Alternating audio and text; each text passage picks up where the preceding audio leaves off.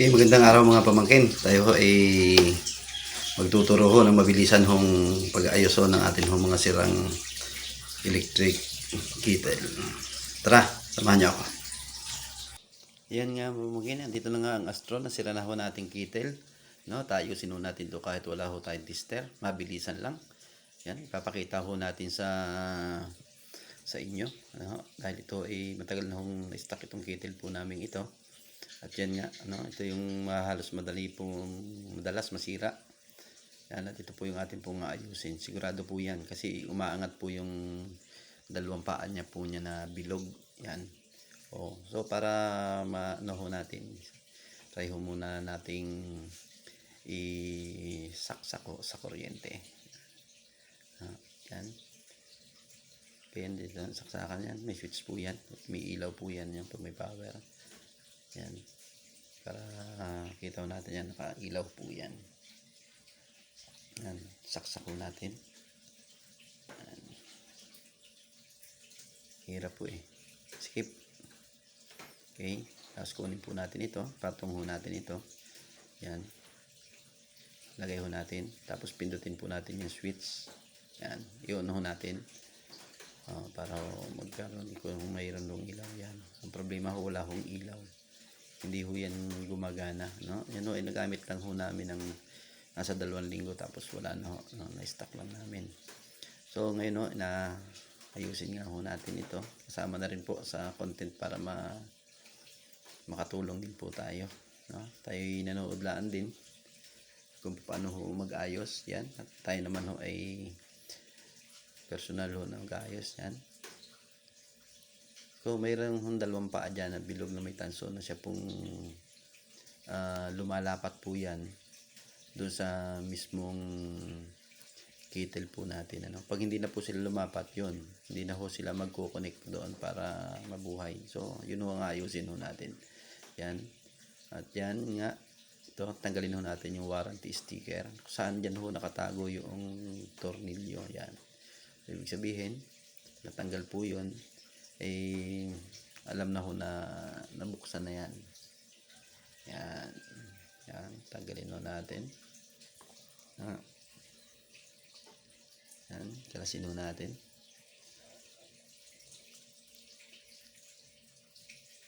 So isa lang ho ang ano ito. At yan ay yun. Medyo may nakalock lang din ho yan. So konting sungkit lang ho natin. Para umangat. Maayos. Yan. So umangat na nga ho. Yan. So ito yung mabilisan lang ho. Wala hong ano yan eh. Wala ho tayong tester ho na magamit. Pero yan daw po yung laging kadalasan ho ay kung bakit ho hindi na gumagana yung mga electric kettle po natin. Yan. Ilahin lang ho natin ito para ho mailabas po natin siya.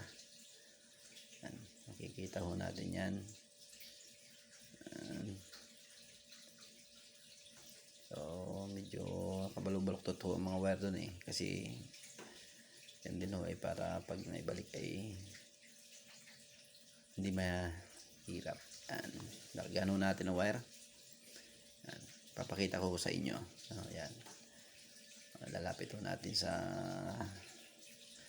camera. Yan. Nakikita ho ninyo yan. Yan. 2 ho na yan. Line 1, line 2. Makikita rin ho natin dyan yung may mga butas po doon yun, no? Na lumulusot po doon. So yan ho yung aayusin ho natin ngayon. Kuminsan yan ho, paggamit ho yan ay umiitim na rin po yan.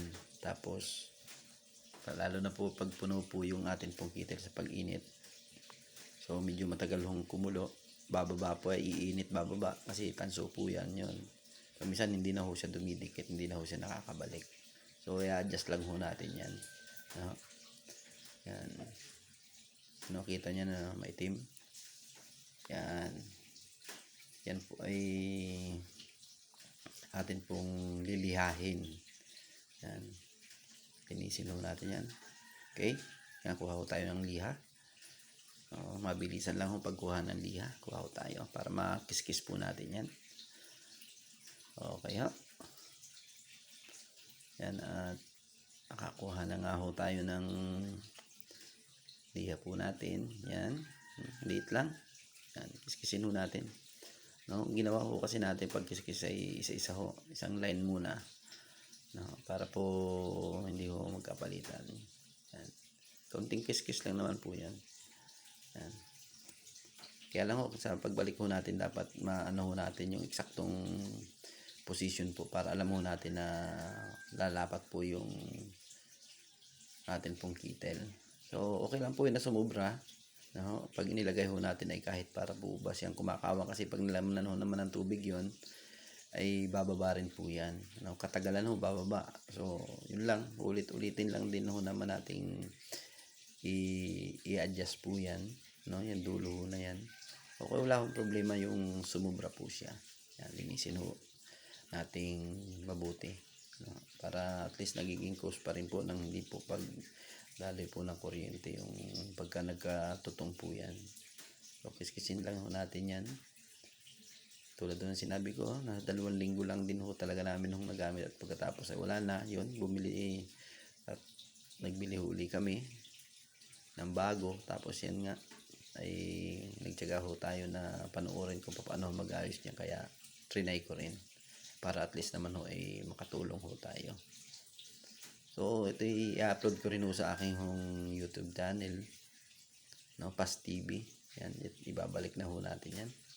Yan, balik ko natin yung isa. Basta make it sure lang po na pagka ipinatong ho natin yung kettle ay lalapat po siya.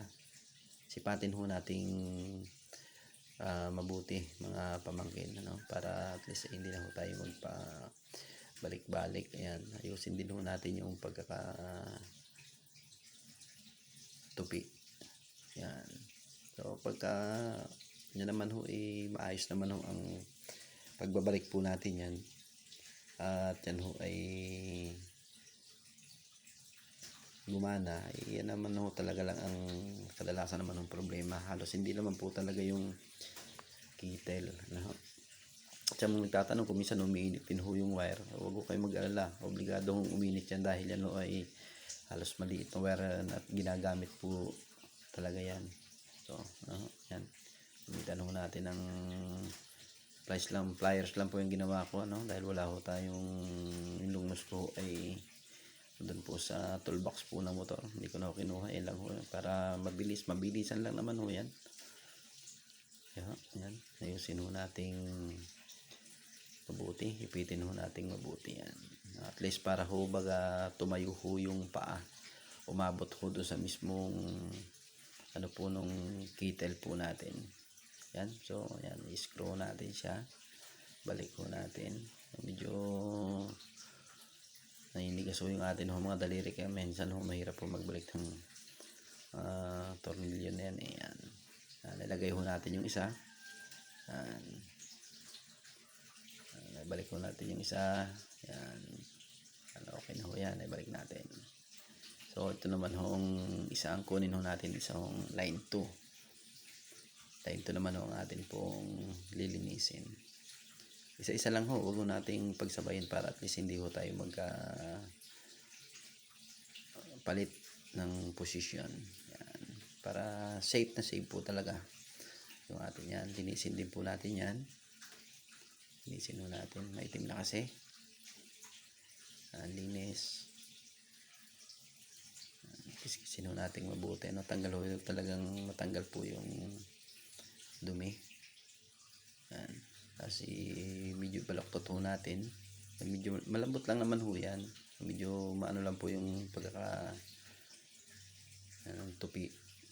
Yan, tulad po sinabi ko, hindi na ho baling sumubra, ano, para hong pag inilagay ho natin yung kettle at pag wala hong laman ay parang nakaangat, okay lang po yun, dahil pag nalamnan ho uli natin ang tubig yon bababa po ulit yan, no? Katagalan, bababa hanggang sa hindi na naman po siya dumikit. So yun na naman magiging cause po kung bakit hindi po pag on ho natin ay wala hong response po yung ilaw. Yan, no? Balik ko natin. Yan, tornilyo ho uli natin yan, mga pamangkin. Ito naman ay simpleng tutorial lang, dahil ito ay kahit hindi na ho natin ito iasa pa sa mga technician ano yan. Suwarin ho natin mabuti. Yan. Ayusin ho natin. No? Yan.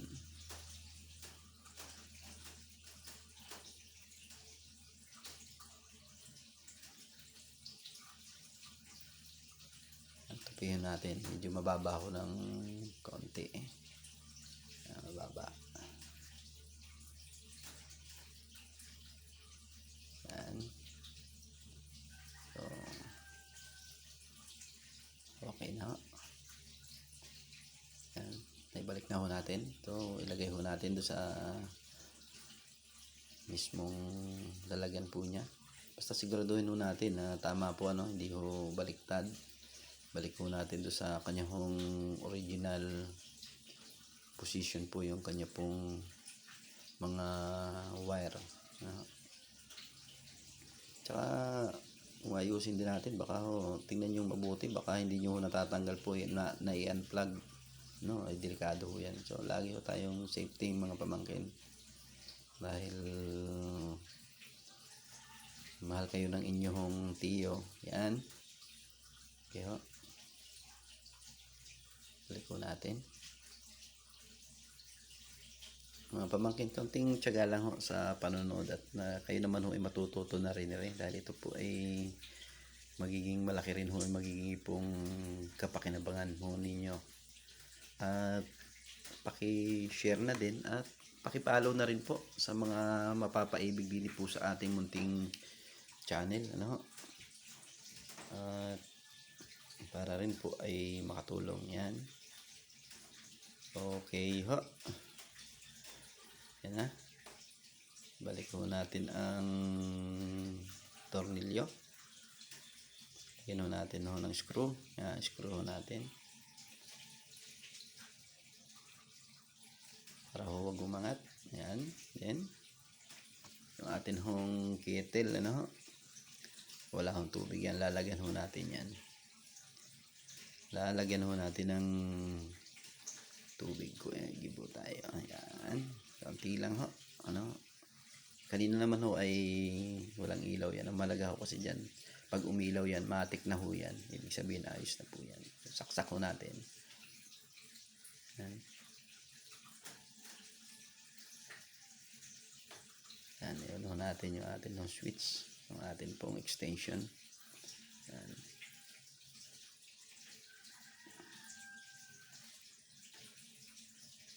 Okay ho. Lagay ho natin. Yan yung sinasabi ko, dahil kaunti lang ho laman yung medyo na switch ho natin. Yun. Yan o, may light indicator na po, ano.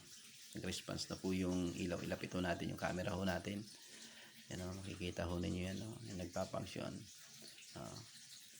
Yan o, ilapit ho natin yung camera natin para makita ho ninyo. Yan o, nakita nyo. Yan o. Yan o. Yun, may kawang at saka yung ilaw. Yan o, yan yung sinasabi kanina. Yun o, nag-ilaw na ho. Yan, at medyo kawang naman ho yan, dahil pag yan naman yung lagyan ng maraming tubig, bababa na rin ho yan. So yan o. Meron ng ilaw. Yan na po. So ibig sabihin ho, nagana na ho yan mga pamangkin. Kaya salamat.